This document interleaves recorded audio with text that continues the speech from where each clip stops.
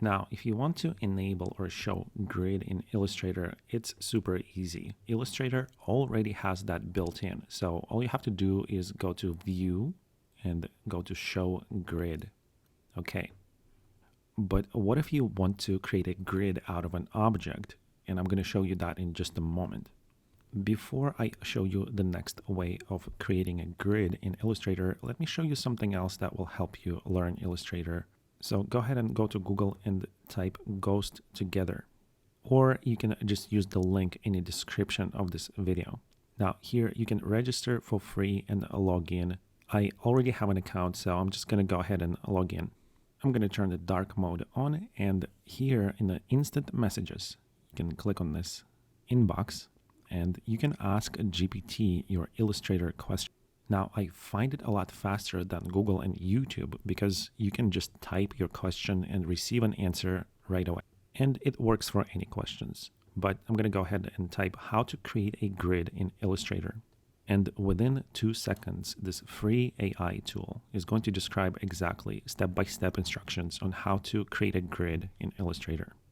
Now, this is the tool that I use to create these tutorials, but I just wanted to let you know that you can use it yourself. It's free and it's very useful, and the community around this is great. So just go ahead and register and log in. Everything is free, and you can learn anything about Illustrator fast without even touching Google or YouTube. Okay, back to our grid here. I'm gonna go ahead and disable the grid. So actually, I'm gonna drag this down, go to View, and click Hide Grid. Okay, so we just disabled the grid.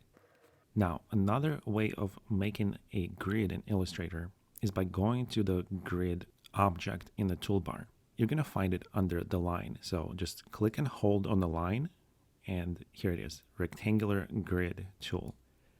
Now, you can click just once before you drag it across the screen, and it's going to allow you to select the options like the width of the grid, height, how many dividers you want vertically and horizontally. So I'm just going to go ahead with the default values and click OK. And there you have it. This is the grid that was added to the canvas. Now you can rescale the grid, or you can just drag and move the mouse to create a grid like this. Now let me Control Z